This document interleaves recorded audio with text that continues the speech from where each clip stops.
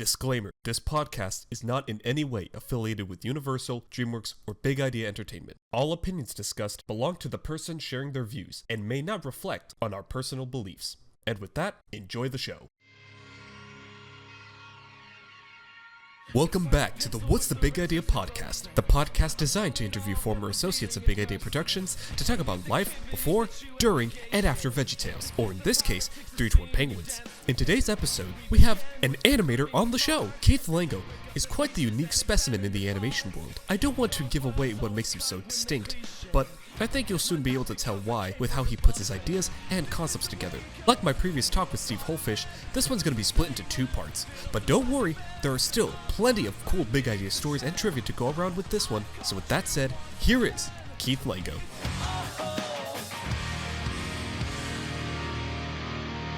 Thank you so much for being on our podcast. Sure. Thanks for having me. Glad to be here. Who are you? I ask myself that question often. My name is Keith Lango. I am an animator, director, storyteller kind of guy, I guess. I have a hard time putting it all into one box. All right. First question out the gate. What is your social security number? Yeah, nice try. All right, time to get to the real talk Sure. of meat and potatoes. What was your childhood like? Pretty basic, normal, blue collar. My dad was a postman. My mom was a licensed nurse. And so just grew up in a house outside of Buffalo, New York, Steel Town, 1970s, 1980s. I graduated high school in 87, I think. Just your normal blue collar town. I was always kind of doing art stuff, but it never dawns on you when you live in a blue collar town, the Rust Belt, that human beings actually make movies. Like conceptually, you can kind of go, well, of course, it's not chimpanzees or parrots, but not real people, you know? So like astronauts, like, well, sure, I guess those are people, but you'll never be one. Growing up, I had no concept of art as a career, just something to do, you know, writing, telling stories, drawing, doing little things. It wasn't like I had this dream. I wasn't one of those weirdo kids who, you know, at age 10, like Brad Bird, who knew I'm going to be a Disney animator someday. That wasn't even on my radar. So, and then as I got older, you know, I'd do more of it. But my dad would say, well, you know, art's pretty cool, but there's a reason why they call them starving artists, son. So I never really pursued it as a career in my growing up stages. But no, just normal, running around. Back in the 70s, they didn't care if you just, you know, they kick you out of the house in the morning and they say, come back when you hear your mom calling or when the street lights come on. So it was awesome, running around in the woods and playing street hockey and riding our bikes to who knows where. It was fun. Did you grow up with any siblings at all? I have one brother. Yeah, he's about 2 years older than me. Just the one. Just a regular old kid, I guess. Considering that all of your work is in animation, what did he do for a living? He never really kind of got a career. He's been doing, you know, different blue-collar jobs, different manufacturing and stuff like that through the years. So he never really kind of settled into what I would call a profession. He went in the Army right after high school and came out and just making his way in the world like so many folks from Western New York do. He doesn't live there anymore. He lives in the East Tennessee with my mom. But yeah, just I'm the weird one. Yeah, I don't know how that worked because nobody else in my family has any real artistic leanings or anything like that. I guess I got tapped on the shoulder and said, you're going to be the weird one. So here I am. So was it that when you kind of started figuring out that you wanted to get into animation and whatnot, in comparison to your brother having the more normal or safe route of work, was there any conflicts with your parents about that, or were they supportive even if they thought that it was a little bit odd? They're real super supportive. I mean, they didn't have much of an opinion one way or the other. I mean, you got to understand, it's a little bit different back then. Now we have a lot of parental investment in what their kids do and stuff. Back then, it was just more like, hey, man, you're 18. Good luck. Have fun. Find your way in the world. Love you, son, but that's your job. There wasn't any conflict because I don't think my parents had any grand vision for what my life would be other than just be a good guy, be a good person. And so there wasn't any conflict in that regard whatsoever. No.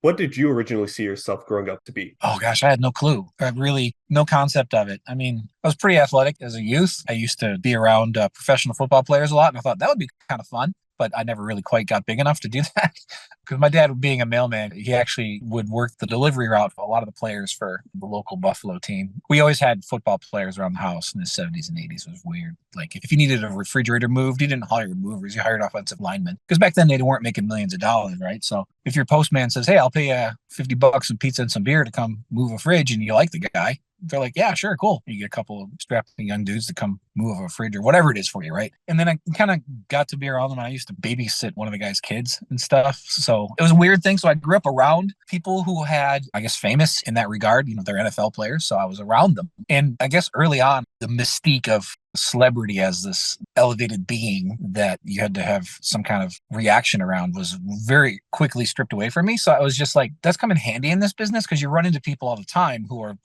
oh, I see them on television or I see them in the movies or I know those people from what I've seen in their work.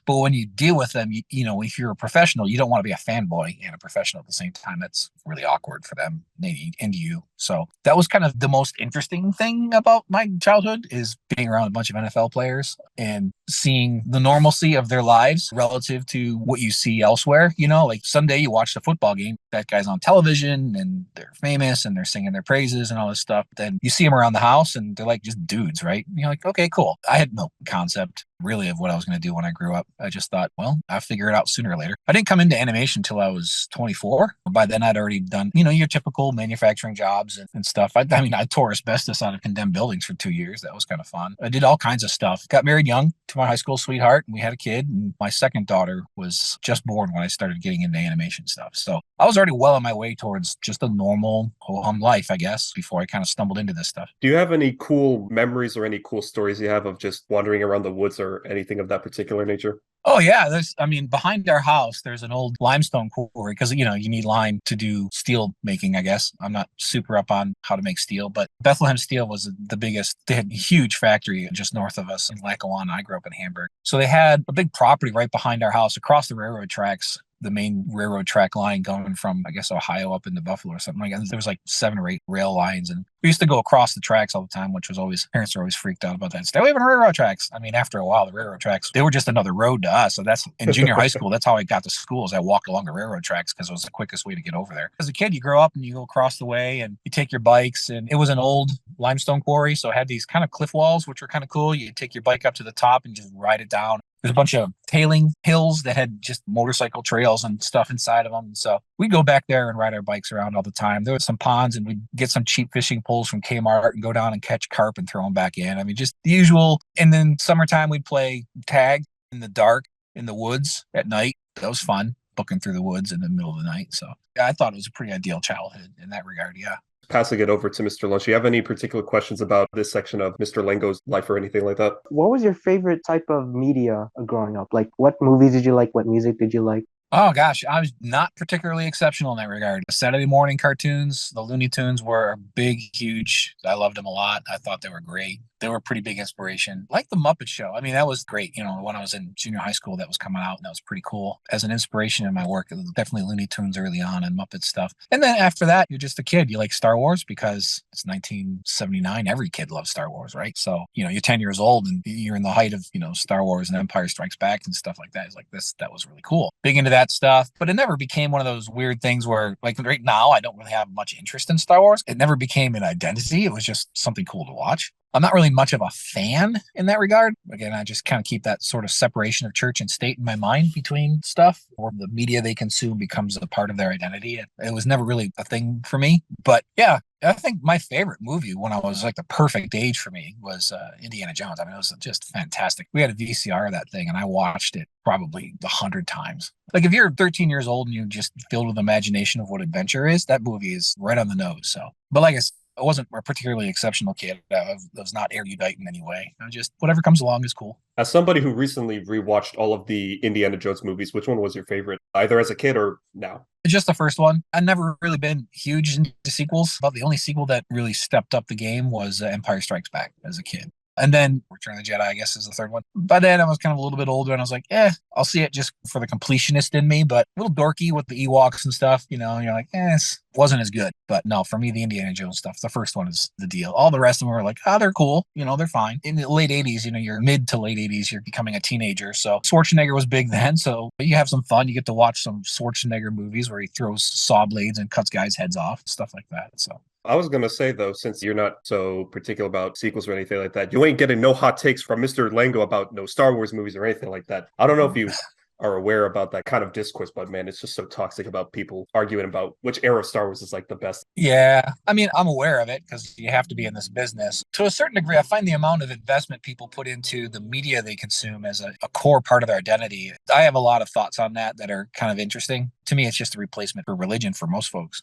because we all need this tribal sense of belonging. That's hardwired into us. So that comes through. It's not surprising that as cross-cultural identity tribe things like religion are getting diminished, that people go into more atomized. We're in a mediated culture, so it's natural that people would find the media that they consume to be the tribe that they're in. And every one of those instances, you have gatekeepers and you have what you would call priests and laymen and the enforcers of the rules and the commonalities, and there's always the most bitter fights over canon. On the other side of it, that's the rise of highly polarized politics and nationalism and all that stuff. Is all just, to me, it seems like the natural outflow of the reduction of what I would call cross-cultural or cross-class kind of uniters. In a sense, the American experiment was a grand uniter. Like, we used to take pride in being a melting pot, and now we're all like, no, this part is not melting, and it's wrong of you to suggest that it should. So it's a weird world we live in right now, but it all makes sense in my own head in a weird way. The way that you're talking about all this sort of cultural stuff, it makes it seem like you should really partake in trying to be some kind of a philosopher of some kind. I can only imagine all of the even crazier stuff that you have in your head that you have yet to speak out into. Yeah, Chris Wall, my partner on the Wing Feather Saga, calls me an animation philosopher. He means it in the context of how I look at how animation is done and practices in the industry and techniques and mechanisms and all that stuff. I'm a tinkerer at heart. I'm a jack of all trades and a master of very, very few or none. I'm always interested in how things are constructed. I don't think of myself as an artist so much as a puzzle solver, just figuring things out and stuff like that. So I'm deeply fascinated by how things work, including society to a degree.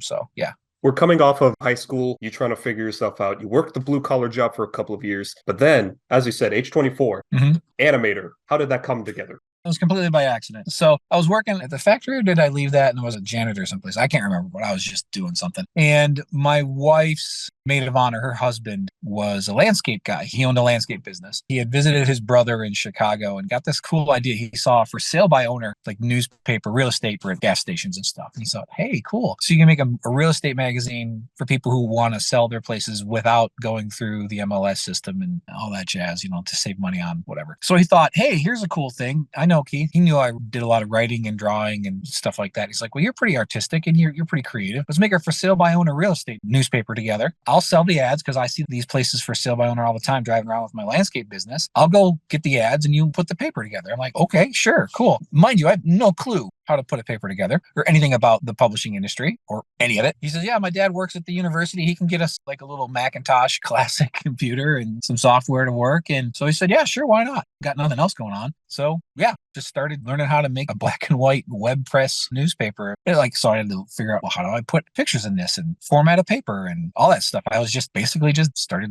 making a paper, and we'd print it up and we'd put it out in gas stations. And about 9 months later, I got much better at making a paper than he did at selling ads and getting people to pay for them. Kind of went out of business, but all of a sudden I had this thing with the computer art desktop publishing stuff that's kind of cool. Got a job at the local Gannett newspaper, big one downtown, in their ad department, and just started doing classified ad paste ups and making liquor and meat and car ads that you see in that you used to see in every newspaper. Now newspapers, people don't even have them, but it was a big thing back then. And then while there, I ran into a guy who just graduated from a college, and he showed me this tiny little 3D render of a gold kind of king cut decorative head thing. I'm serious. It was maybe 1.5 inches across by 2 inches or something like that. Tiny little thing on his computer, but it was 3D. It was shiny and gold and photoreal. I'm like, how did you make that? And he's like, oh, I use the 3D software, and it's a thing. And this is like 1993 or something like that, like really, really early in the CG side of things. This is before Toy Story had ever come out. I think Jurassic Park had just come out or something. And I'm like, okay, whatever that is, I want to do that. So by then, my wife had graduated college, was working at the University Medical Center as a nurse. So went to the university bookstore, took out a loan, bought myself the best Mac I could afford, some software, and started taking on client work for doing 3D illustrations. Pretty early on, I was one of the few people doing it. And this is early or pre-internet. So there was no information in the Western New York area. Like, you're not in New York City, you're not in Toronto, you're not in California. Like, I'm out here in the wilderness practically trying to do this stuff on my own, trying to reach out to people, reach out to the local post houses that did video production, because I knew that they had like logo guys, like 3D flying logo guys. And I just kept on getting big time by guys. Like, they were pretty protective of their knowledge and their stuff back then, as tends to happen. So I just decided I'm going to do it the hard way. I'll just start taking on stuff. I had friends who had small manufacturing companies. So I would make ads of their products for the trade magazines they did and stuff like that. I made mistakes all the way through. I did not know what I was doing, had no training. Nobody would tell me how to do anything. So I'm in with a disc of stuff and say, I need this for the ad. And then you take it to a place, I don't even know if they still have them, a place called a service bureau where you would take your digital files and get CMYK film transfers that you would send off to the publication that they could put into their press. Like this is back before digital just-in-time publishing. So I'd go to these places and be like, here's my file for this ad. And they'd be like, this is all wrong. Do you know what you're doing? And I'd be like, no, not really. And there were 4 service bureaus in a town in Rochester, New York, where I was living at the time. 3 of them got so mad at me, they told me to never come back. Wow. Because I didn't know what I was doing. But the 4th one kind of stuck. So it was like that Monty Python thing where the final castle stood. The first one burnt down into the swamp and sank down or whatever. Right? So I just put my face down and go, right? That's how I do things. I don't have a college degree, don't have much professional training. I just stick my head in there. My wife and I have this expression. We plow most roads in our life with our faces. At least we do. So we find something that's kind of, well, let's try that. And then we just go and do it and make mistakes along the way. But screwing up is a great teacher. Yeah, I've got a lot of that. When you're just talking about that whole experience, it just reminds me of how Phil Vischer described the early days of VeggieTales, where nobody has ever done trying to make a 3D CG series before. So they're the first pioneers who have to go and blaze that trail. To quote Mike Naraki's words from behind the scenes, that's awesome that you're just a man of, I like it, I'm going to try it. No matter how many times I get up, I keep trying all over again. That's very motivational. Well, yeah. Cool. I kind of think it's more of the stubbornness in me. You know, I come from a long line of stubborn people. Either that or a lack of intelligence, one of the two. Most people had the good sense to quit before they completely debased and embarrassed themselves before all people. I just kept on going because I'm like, no, this is really cool. I want to keep getting better at it. And the thing is, I would keep making progress. I can understand why people would play golf. 17 holes of frustration and one beautiful shot on the 18th, and you're like, I can't wait to come back. It was kind of like that experience where just so many mistakes, but you'd get better at one thing. You're like, okay, that one thing was enough of a beachhead to inspire me to keep coming back and trying again. So anyways, I was doing that stuff, doing 3D, getting pretty decent at it, but hadn't really done the animation thing. Again, being in Western New York where you're not in the entertainment business, you don't really imagine that's a thing. I go and see Toy Story. And I'm like, oh, so you can tell stories with this stuff. And that's always the thing. I was always writing stories. And so I was like, okay, cool. That's interesting. So I started to just make my own little short films with the software I had, which was not built for that. Funny little story there is the software I had at the time was called Electric Image Animation System, but it really wasn't much of an animation system. It was really just for environmental stuff. It was really fast renderer at the time. As a person who was doing, large print illustrations at high resolutions, I needed a fast renderer. So got pretty good at that. And it was not a cheap piece of software. I think it was $7,500 at the time, maybe $8,000. Which, this is the 90s, right? So this is not a cheap piece of software. I earned up enough through my various freelance work to be able to pay for it. There was no place on the PC back then that had 3D software. Maybe 3D Studio. For the most part, it was all Silicon Graphics stuff, which is, cost more than the house I grew up in to buy a computer. I was on a Macintosh and I'm like, well, this works on a Mac, so I'm going to use it. Anyways, it was not built for character animation. I was making little character animation tests or short films. And again, this is very, very early internet time, this is before YouTube. So I'd put it up on some chat servers or Birds of a Feather Club on AOL or stuff like that. In the user group for Electric Image, because that was the only way to kind of learn how to use, or you can ask people who've been around it a bit more. You go on the forum and say, hey, I've got this thing. People would help each other out. So a little bit of an online community back then even. So I'd put up this little test I did of, a character acting and talking. And then the owner of the company reaches out to me with a fairly terse email saying, who gave you a copy of our latest beta software? They're not supposed to do that. And I said, I don't know what you're talking about. I did this with version, I can't remember what it was. He's like, that's not possible. What you just did is not possible in our existing software. We're making a new beta that can allow you to do these things now, but you can't do what you just did with our software. We know that's true. So who gave you the beta? And I'm like, okay, dude, here's the file. And they're like, oh, okay. All right. I see what you did there.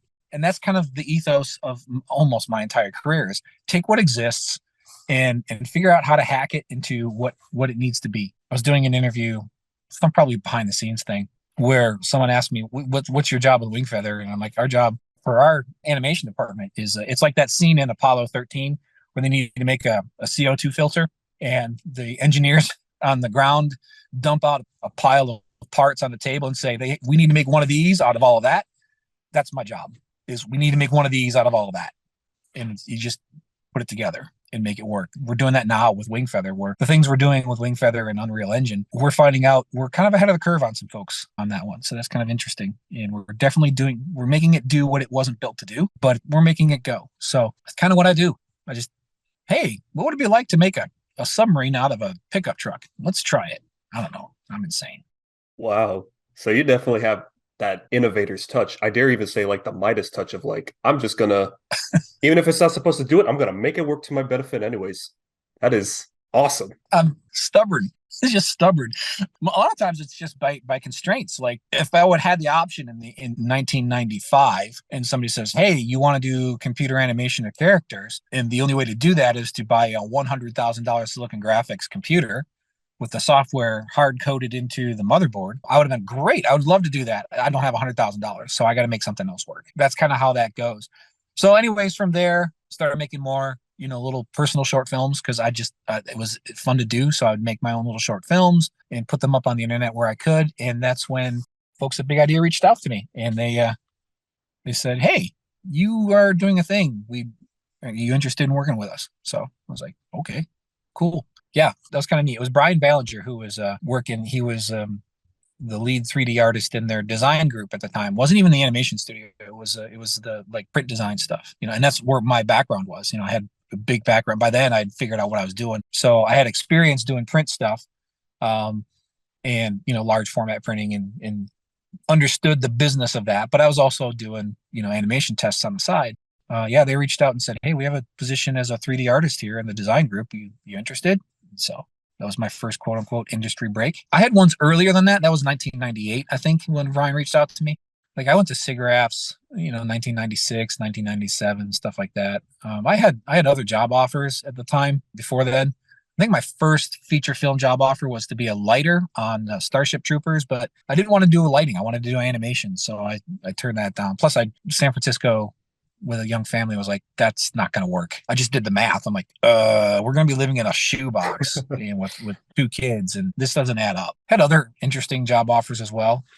When earlier in 98, when they were making the, I can't remember the name of the dumb thing. Square was making it. I was out in Hawaii. Was it the Final Fantasy movie, Spirits Within? Yeah, it was that. So the Final Fantasy movie, they were making it, and that was a clash of cultures. Japanese management learning that Americans will not sleep under their desks like anime artists do. They had a studio in Honolulu. All their animators practically quit on them in the middle of production because Japanese were like, just do like the anime people do. Like they work 20 hours a week and we pay them nothing and they sleep under their desks for the honor of working with master, what's his name? And Americans are like, yeah, Jack, that ain't it.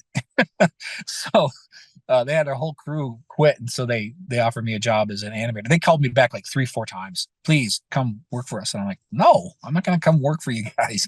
I mean, the idea of like going to Hawaii is pretty cool, but it's a 1-horse town, man. Like you go to Hawaii, you spend all this money to move there, and then the movie's over, the studio shuts down, or you get laid off. Now what? Right? So I had a family, so I had to think about all these mundane things, whereas a lot of young folks getting into the business, it's just themselves, so they can take these chances. So Chicago was a good fit for us as far as like Big Idea. Yeah. So I said, yeah, let's do this.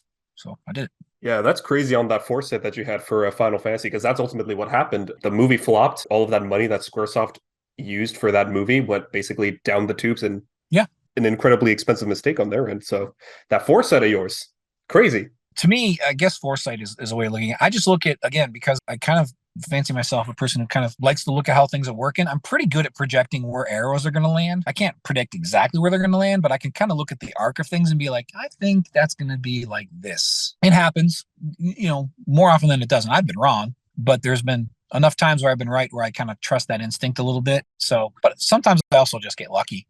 That's how that goes. I'm going to be jumping the gun a bit, but you mentioned in the behind the scenes for the Wonderful World of Entertainment, when you're talking about Lunch, that Lunch was your 5th short film, making your 6th. So how many short films did you make at that time at age 24 And who saw them? Well, at age 24, I had made none. I just getting my start. So it was a couple of years before I get up the skills to make a full couple of minute animated short film. My first one was just this goofy little thing where it's a tale of unrequited love between a stick of butter and a cob of corn. It was definitely very VeggieTales inspired. Basically a stick of butter wanted a cob of corn. Cob of corn knew that in order for me and butter to get together that I'm going to be eaten, so it ran away. Very, very simple little tale, probably, I don't know, a minute long. Very, very cartoony, very goofy, very inspired by Looney Tunes. But I would put this stuff up on, like I said, I had a website at the time. It sounds silly, but I mean, AOL was a pretty decent sized thing back then. So you put it up there. This is all pre-YouTube stuff, right? So kind of had to find places to put it. And then, it would pass around the various forums and stuff like that. And then I did another one. Oh gosh, a bowling ball and a bowling pin. Lots of conflict there, a battle between those two. And then I did another one between can't remember. Then I had this other one where the one that really kind of caught on with folks was Daycare for Junior, which was kind of fun. It was my biggest one at the time too. It was like a little alien kid being dropped off for his first day of daycare and being really scared about it, but then he makes a friend there and kind of settles in. And because at the time I had kids that was dropping off the daycare, so and I was kind of watching their world, how the fear of new things, but the opportunity of new community, new friendships, and that. So it was a fun little theme for me to explore. And then I made another one called Evelyn while I was working at Big Idea. It was a more grown-up tale. It was about an old couple where the husband realized he had been kind of a bit of a jerk to his wife through the years, and she's on her deathbed, and he says he's sorry to kind of make peace before she passes. So I did that as a short film. I think Lunch was the one after that. There may have been another one in there, but I can't remember what it was. But these were not sent to festivals. I mean, I didn't have the money. Back then, festivals were like, there wasn't any digital delivery of anything. It all had to be on film. So you would have had to pay for the transfer from, digital files to film, and film's expensive, man. I didn't have the money for it. I honestly didn't even know about the world of film festivals or any of that stuff. Because the thing about working at Big Idea is like, you're in the business, but you're not in the industry. You're in Chicago, right? It's an outside little group. There was that sense of being on the outside even there amongst a lot of folks, where we're not in Hollywood, right? We're not in California. We're not mixing up with all the mucky mucks and stuff like that. We're just out here doing our thing. And there was a lot of that sense of distance from the business. So there wasn't really a lot of understanding of what the business was in my part back then. So I didn't even really understand that film festivals were a thing until probably early 2000s. Here's a fun little one. I was working on a thing called The Secret Joys of Myopia, which was exploring this painted style thing. I've been working on this painted style stuff since 99, 2000. And I was making a short film, put up some pieces online and stuff like that. And definitely groundbreaking for the time. Out of the blue, I get an email or a phone call. I can't remember. I think it might have been an email from someone at Sundance, which is a pretty big deal film festival. And they're like, we love what you're doing with that. When that's done, we want to put it in our festival. And I'm like, at the time, I don't know what Sundance is. I'm like, yeah, sure. Cool, I guess. And then I had the solar flares of 2003. I was in LA at the time and fried my hard drives, man. And so I lost that project forever. So that was too bad. But I had it backed up on 2 different computers. They weren't even connected to each other. One went one day, and then within 24 hours, the other one went. And so I learned early on not to hold things too tightly. Yeah, so whoever saw them was generally just other people who were online in the little 3D things. They were never really big, like breakout hits or nothing. But it was where I was kind of just honing my craft and learning how to do all the things. And the right people saw them, I guess, is the best way to say it. Do you still have all of these shorts and also maybe some of the other ones that you worked after those ones? No chance whatsoever. I'm not a collector, so I don't hang on to things. I'm not sentimental. So I don't mind discarding pieces of the past. It's very, I don't hang on to stuff. Maybe there's a box somewhere with an old zip drive or a SideQuest drive or something that might have something, but who knows if those even, like, I wouldn't even know how to get the information off of them. So no, I don't really have that. I might have some of my more later ones that I did, around 2000 in the teens, where I was switching over to doing live action stuff, because there was a period of time there where I was frankly kind of bored with animation because I kind of figured it out. And so I was like, hey, here's a thing I don't know that frightens me: live action, dealing with actors, and not film, but it was digital, right? But lenses and sets and lights. Like, I don't know how to do any of that stuff. I've been making animated stuff forever. Everything's in a computer. I know how to do that. How do you do the real stuff? So I just dove headfirst into that business and made a couple, 3, 4 short films on live action side as well. A few of those went around to different festivals and stuff because by then it was digital and it was easy to do. You could use without a box or something like that. But it was always just chasing the next thing to be terrified by, pretty much. If anybody who's listening to this is a member of the Lost Media Wiki, could you make an article specifically for all of Keith Lango's shorts, please? Yeah. Even though they'll never be found, Yeah. just to do that favor for me. Speaking of the Lost Media Wiki, just to briefly touch on it, because I remember there was a video a couple years ago about somebody reaching out to you about some Lost Penguin test animations that you worked on. Yeah. And that how they all got locked in the Big Idea archive somewhere at DreamWorks' chambers and whatnot. Mm-hmm. How was that experience of just having this guy asking about this really small piece of history that you partook on? It wasn't anything earth-shattering or anything like that. It was like, oh, okay, cool. I guess people are interested in this stuff still. It wouldn't be the first time I've had somebody come up to me and say, I was watching this stuff when I was a kid and I love it. You know, in this business, you learn how to kind of run into people who are fans of what your work was. And I think my youth being around professional athletes taught me how to be gracious in that regard and not take it too seriously, but at the same time, understand that for the person who's talking to you, it's important. So take the time to engage them. I never want to be like dismissive. I mean, I don't think a whole lot of my own work. I don't really go back and watch it. Like I said, I'm not sentimental about a lot of things. So for me, it was fun. The project itself was the fun, you know, figuring out how to make it. And then once it's made, I'm like, cool. Now it belongs to everybody else. You know, that's for everybody else to kind of enjoy. Like I said, wouldn't be the first time I ran into somebody who was like a fan of stuff I've worked on. So now we're getting into the big idea portion where Brian, how do you say his last name? Because I pronounce it Ballinger. Maybe it's a different way. It's Ballinger. Brian Ballinger. All right. So Brian Ballinger scopes you out. You get hired at Big Idea. Then what? Mm-hmm.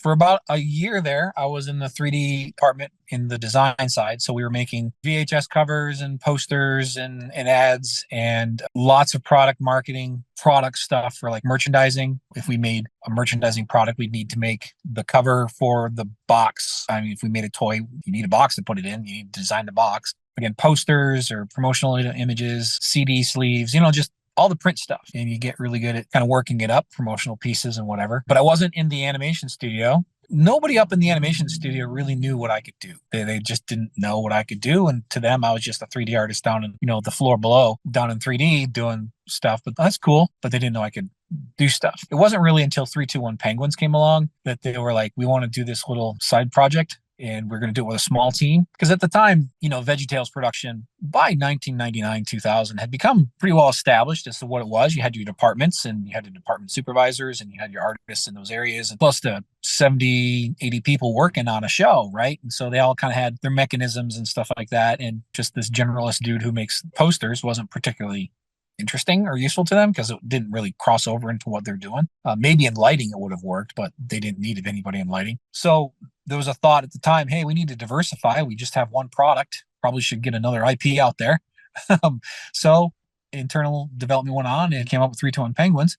Ron Smith, who's currently working with me now on Wingfeather. So it's great to have him back. One of the first animators on VeggieTales. So they gave him a chance to kind of direct. Let's see, Aaron Hartline was doing concepts and storyboards. He went on to work at Blue Sky. I think he's an animator at Pixar now. Everett Downing got his show on Netflix. He was also storyboard modeler, storyboard artist and designer, but also did modeling for us back then. So Everett, yeah, he's at Netflix now. Got his own show made and everything, which is great. So it was a fun little group of people who are really, really talented who went on to do some pretty cool stuff in the business. So it was like this perfect little storm of, you know, there's 12 of us basically in a room making a show as compared to larger veggie studio that was working on, you know, the big tentpole projects for us. They had their departments. We had no departments. We were just like 12 generalists jacked into a room, maybe 13 of us. Everybody was doing everything. It was fantastic. It was a lot of fun just figuring that stuff out. So that was a chance for me to kind of break into the animation side of things and then kind of show what I could do over there. And that was a good fit. Yeah. What can you tell me about Thailand? Thailand is a great place where all your dreams come true. Food experiments, bombs, Nerf fights, lots of prog rock. Yeah, it was a good place to be. Like Thailand was awesome. The thing about Ballinger is he is such an outlandish character, but he's so quiet. Like he's really quiet and reserved, doesn't say much. He's not like an outlandish person, but he's definitely outlandish. Brian's the kind of guy who will show up to your wedding wearing cargo shorts and Crocs in a fanny pack. He grew up in Vermont, so number one right there, he's weird. Number two, then he goes over to Seattle, and Seattle's just like Vermont but wetter. He worked at Microsoft, and then he comes over, and now he's in Chicago, right? Brian's just I love him to death. He's one of my good friends, and we collaborated on so much stuff, and we had so much fun working together. But yeah, we would just sit there, and every now and then, in the middle of the day, just fired Nerf darts across at each other. But Thailand was great. The best part about Thailand, when we were at the Canal Street studio, it was set up there, but not quite as robust. I mean, there was some display of ties there, but it wasn't as big. When we moved into the Woolworth space in Lombard, they had the lack of foresight to put the 3D design department right across from Phil's office. And a lot of Chris Meidel was there, so a lot of the senior management had these offices kind of in the central little island thing there, and so we were right there. So yeah, we strung up a wall of ties right there to kind of mark off our cubicle, because it was just it's an empty department store with a bunch of cubicles. It lacked any sense of character whatsoever. So Brian had the idea. I'm like, dude, where do you get all these? Like, you don't even own a suit. But you have to understand, they were not good ties. He would go to thrift stores and buy the ugliest ties he could find for like 10 cents each. And he had a garbage bags full of these ties. I'm like, what are you doing? He's like, I don't know. And so then we put them up. And it was, at first, I think people were kind of like, gosh, that's an eyesore. Then it kind of became a thing. But yeah, we would do all kinds of stuff over there. Like, we would mix a whole bunch of things into bottles and see how they would ferment, just because we were insane. We had one particular one with a bottle of Yoo-Hoo and a donut, some Twizzlers we put in there, and then we capped it off. And we just kind of set it behind one of the big CRT monitors. As we come back and we notice this thing maybe a week later, we noticed there's like convection inside of this bottle, like it's actually moving. And the metal cap of the but the Yoo-Hoo bottle was bulged up. Like, there's a lot of pressure in here. So we thought, well, this is promising. This is a great promising development, is to, like, we might have a live one on our hands here. This is a food experiment thing. So we decided we don't want to get rid of it, because we want to see where it goes, but we also don't want to mess. So back then, the software called Painter came in a paint can, was kind of their little shtick. Well, we had Corel Painter around because it was software we were using. So we put the Yoo-Hoo bottle inside a paint can, and the lid fit over just fine. We're like, well, okay, well, if that goes, it's going to blow the lid off that. So let's put a bunch of software manuals on top of it. So we stacked probably, I don't know, 10, 15 pounds and a foot tall of software manuals on top of the thing, thinking, well, if it blows, it'll stay inside of there. And we know that there's enough volume inside the paint can to hold it in case it blows. But we really wanted to finish the experiment all the way to the end. And this is just before Thanksgiving break. So this is like a Wednesday, and we're over there, and we didn't think about it anymore. We're like, well, we'll come back from Thanksgiving break on Monday, and we'll probably have a bit of a mess in this can, but we'll just chuck it and we'll have a good laugh. We're just sitting there working, doop. Next thing I know, boom, I'm having my headphones on. I look, and there's a geyser of chocolate Yoo-Hoo just shooting straight up. Oh my gosh. Books are flying everywhere. It blew the top right off that thing. It was a straight geyser. Now you have to understand, we're in a department store. The ceilings are like 12 feet. It shot up and hit the ceiling and spread out. Like, it was just straight. I'm like, I do not know how it did it. It was like the most amazing geyser of the most disgusting yeasty chocolate stuff ever. And it started raining down bits of Twizzler all over the place, and it was a fantastic mess. And we thought we were done. We thought for sure they're going to fire us now. Nope, they didn't. So we just cleaned it up, and they said, next time you do food experiments, take them outside. You're like, okay, that's fair. Yeah, just got to give a quick reminder to the audience that this is why the podcast exists, to hear these fun little bits of stories that I don't know if you've ever said it before anywhere else, but just these cool little tidbits into the past. The Yoo-Hoo bomb. Yeah, I don't know that that's ever been. I don't think I ever had the YouTube or the Yoo-Hoo bomb anywhere, memorialized in story form. So podcast exclusive. You heard it right here, ladies and gentlemen. Yeah, but it's a story we've shared a bunch. If you ever get a hold of Brian, if you mention the Yoo-Hoo bomb, he'll know exactly what we're talking about. Paul Conrad was there too. He went on to be a designer at Pixar. I don't know if he's still there. I think Paul left Pixar. He might be back in Nashville now. Anybody who was in the office, anybody who was in Big Idea at the time probably knows about the Yoo-Hoo bomb. It was pretty epic. Kind of hard to not notice a giant flowing geyser of chocolate and Twizzlers going off into the office, and then just being all like, oh, just another day at the office, though. Yeah. I mean, I don't know how many people actually witnessed the brief moment of glory that was, because it was glorious. I mean, that was fantastic. It's seared into my mind, but it was brief, right? And then next thing you know, there's just this, you look up at the ceiling and there's this dark spot of like chocolate milk dripping off of it onto the desk below. And you're like, okay, what's that all about? It was one of those drop ceilings, that have kind of that spongy texture to it. So that ceiling panel was forever stained. I mean, we had all kinds of fun stuff there. That space was, of course, supposed to be temporary. We ended up being there a couple of years. All kinds of things were hacked there. Like, we blew the power on the west end of the mall. I don't know if you guys heard this or not, but we blew the power on the west end of the mall there in the Lombard Mall at least 3 times. It's wired for a department store, which is what? Fluorescent lights, right? We're putting hundreds of computers in there and monitors and stuff and servers and basically just overloading the thing. Yeah, so we would bring down the west end of the mall, like the Montgomery Ward, the Anchor store, all the stores on that wing would go out of power because of Big Idea. That was the thing where it got to the point where Con Ed, which is the power company in Chicago at the time, was like, we're gonna have to beef up what you guys do. So they put like a little substation inside of the studio underneath the escalators. It was ridiculous. It was like this big tan box. You could tell it was like some transformer thing. And the worst thing about it was it had a big giant red button on it. So they realized this is a cartoon studio. People cannot resist red buttons. So they ended up putting partition dividers in front of it just so that, they would reduce the temptation of somebody doing something with the red button. Yeah, we brought the power down a couple of times. There was one time where we brought the power down. It was dead summer. I want to say July. It was very hot summer in Chicago. So, of course, there's a big power draw across the place. I'm not sure we were necessarily to blame for it, but we were part of the blackout that went through. We're out of power, kind of wandering around, but we're thinking it'll come back. So we kind of sit around. We didn't just go home. We just kind of like, well, we'll make do until it comes back on. Maybe go for a walk outside or something.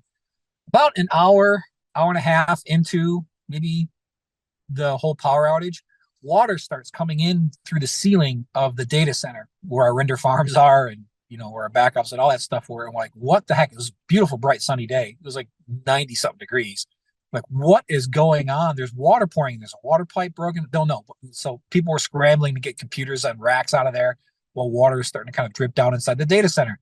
Turns out, to keep the data center cool, we had a big giant air conditioner right above it on the roof. Through the spring and summer, when it would rain, the air conditioner condenser was working so hard, it created a giant block of ice on top of it. And so when the power went out, the condenser stopped working, and the hot summer day started melting this giant block of ice and started pouring in through the ceiling of the data center. So that was one of the fun adventures there. We also had, right next door to us was a Famous Dave's barbecue restaurant, which, okay, whatever. One day they had a kitchen fire, so smoke's pouring in through the studio. We had to go home that day. And another day in the morning, somebody came in and decided to clean the kitchen and use a mixture of ammonia and bleach as a cleaning agent. So we got poison gas coming through, and some folks got sick, and so we had to go home for the day and let it air out. Yeah, that space was just bonkers, the stuff that went on there. Yeah. What can you tell me about Lango lingo? So I have this thing where I understand the world is best through metaphors and allegories.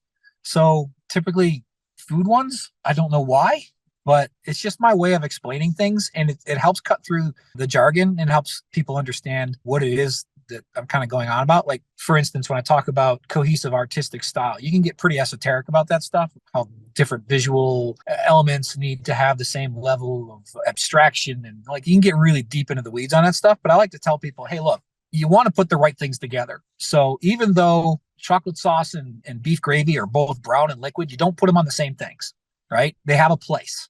And, you do not put chocolate sauce on a steak. And you certainly don't put beef gravy on ice cream. But it may look the same, but it's not the same. So that's a quick little example of what I guess you would call lingo. It's just my way of explaining things in a way that kind of helps cut through the crap. Apparently, they're pretty entertaining to other people. To me, that's just the way my brain works. So I'm afflicted. Yeah, I remember reading off your blogspot that it was Dan Phillips who specifically was the guy who I think if I remember correctly, coined the term. Mm-hmm. Yeah, he did. Other folks never really locked on. It's not become like this thing. Other folks just call them, Keithisms or whatever. But we were on a recruiting trip. We were out San Francisco area. ILM had just laid off a bunch of people. This is right after one of their Star Wars films. So they didn't need so many people because it was going to be a while before they made another one. So ILM was making a job fair for the folks they laid off. And different studios would go up there and interview people. And we were looking for some folks. So HR person, Dan went out there, myself, maybe one other person. We went up there for a trip to, do some interviews and try and recruit some people. And while we're just kind of tootling around, I hadn't really spent a whole lot of time with Dan because, he was vice president of studio operations. Like, he was a mucky muck, right? And I'm just some dude down here in Penguin Land. But driving around, and he just found it endlessly entertaining the way I explained things and thought about stuff. So he just kind of came up with this expression. Yeah.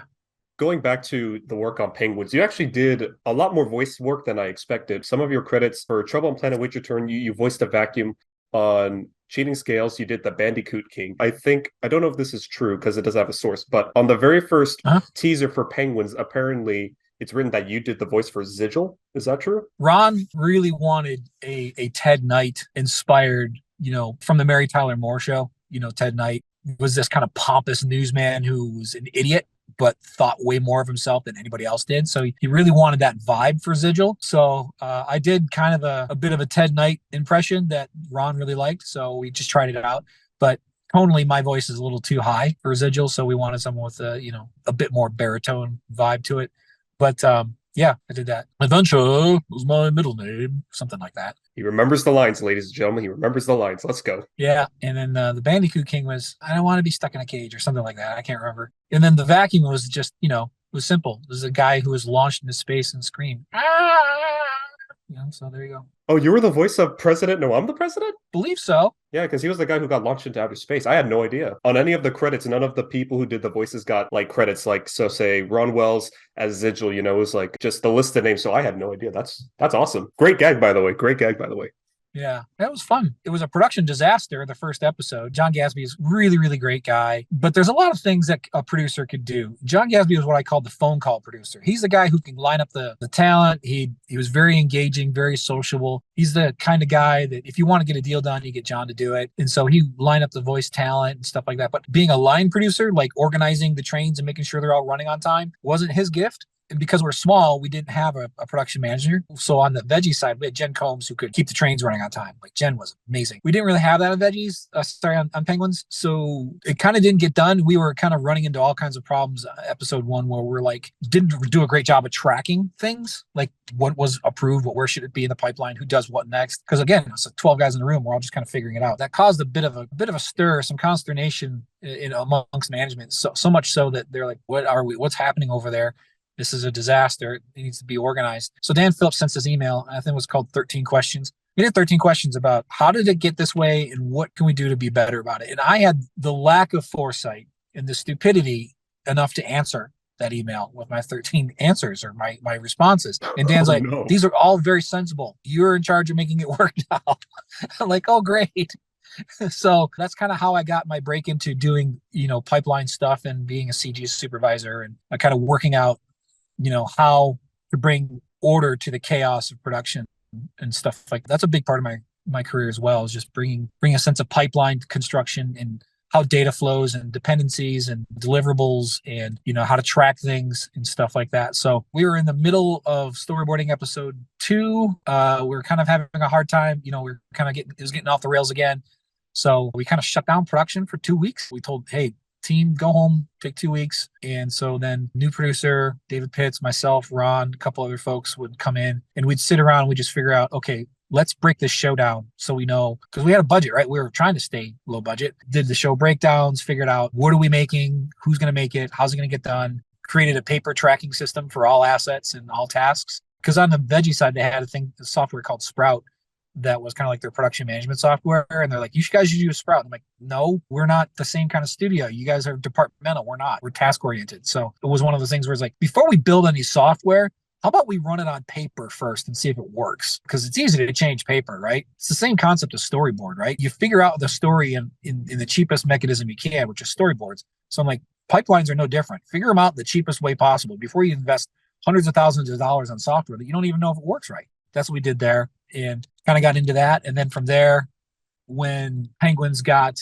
outsourced, they moved me over to be kind of like the CG supervisor on the Bob and Larry movie, which never really got made, but I was working with Amik Owens on that and learned a lot. Kind of did a living postmortem on Jonah while that was kind of spiraling towards its end. Again, another project that production management wasn't what it could be. It was just one of those things where you'd be making these half-hour videos for all these years, and then you make a movie and you think it's just 3x, well, it's just three half-hour videos. That was the original intent, but of course, when you're in a studio full of prideful artists, every pixel becomes precious because now it's a movie. And so then cost overruns become a problem. Understanding things in context becomes a problem. So working out, the gaps, like, okay, so data has to flow from here to there. How do you get it from here to there without leaks? How do you make sure that all the things are being done that need to be done so that it isn't just piling up on people at the end to fix stuff? That was kind of another side of my brain, the how things work side coming through. On one of the episodes, I've noticed that it seemed like you had no involvement. That was the Amazing Carnival of Complaining, because the one after it said that you were a writer for that show. Was that something that kind of happened accidental? Or was it that they're just like, you're more fit to work on Runaway Pride instead? No, I was on Carnival of Complaining. I did stuff on that. I mean, I remember I rigged up Uncle Blobby, or whatever his name was, did an animation test, did some animation on that. Yeah. So I may not have done it. Well, I did some of the kids, the pumpkin-headed kids' voices. Applesauce. But yeah, I was on that show. I can't remember the exact order of that, but I'm pretty sure I was on it. Yeah, because we did 3 shows in house, and I remember being pretty deeply involved in all 3. And then when they decided to outsource it to Dan Kretsch Productions up in Toronto, we had this little team that had figured out how to make shows affordably relative to the rest of the studio. And this is when the financial troubles were really starting to make their impact on the studio as a whole. So you had this larger, big production stuff on making like film.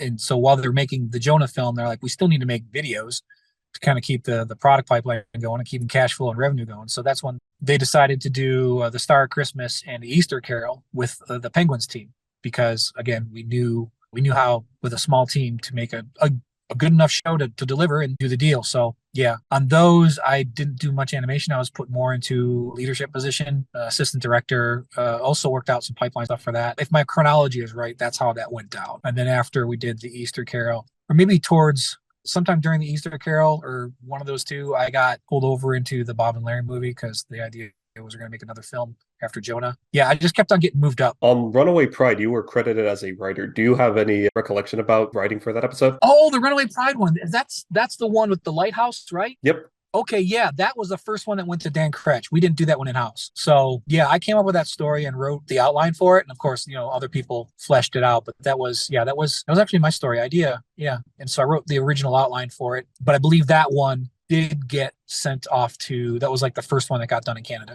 Yeah, real quick, just to bring back your short lunch. According to your blog, you said that Disney was actually interested in making a show with those characters. Is that right? Yeah, they were. Yeah, I got called by a Disney development exec. They saw the short film. They thought the characters were appealing. They thought it would make a good kids show in that regard, that style. February 2002, I flew out to New York City. I remember this because I remember flying over the hole that was the World Trade Center at the time. Went up to Park Avenue and met with the development executive up there. Just kind of talked through like what it would be, what's how that whole thing works. They said, well, we kind of want to do our stories and stuff like that. And at the time, I was sort of developing the idea of maybe making it a show. So I was already doing some of that work on my own, but nothing came of it, mostly because I didn't think that was the kind of path I wanted to go. At the time, the horror stories about the creators of shows getting kind of worked over by the networks was really kind of in the zeitgeist. The guy who made Johnny Bravo gets fired from his own show after a season, that stuff was in the air. It was starting to become apparent that just taking your stuff, your property to a big studio like Disney or Cartoon Network or whatever, and then buying it and making it isn't exactly the Shangri-La that it sounds like. You think, oh, I finally make it, but then you don't own it. You just then get hired to work on your own show. And if you don't make it the way they want, they find you to be a troublesome creator. So they fire you. And I was just like, I don't know if I want to go down that path right now. I wasn't really sure that's what I wanted to do. And I didn't really like the idea that the development executive was coming up with. Like they basically had their own story ideas that they wanted to do. And they just wanted to skin suit it with my style. I thought that's not really my bag. I didn't really pursue it much after that, but I did have the conversations. Yeah. Yes, I know that you guys want to hear more about Keith's time at Big Idea, but that's what the next part is for. Next time, he goes even more in depth on his time with penguins and VeggieTales, along with some other tidbits about the other places that he worked at. I'd like to give Mr. Lunch a big shout out for all of the additional research. And if you want to catch up with all of Keith Lango's happenings, you can follow him on Twitter at Keith Lango, all one word.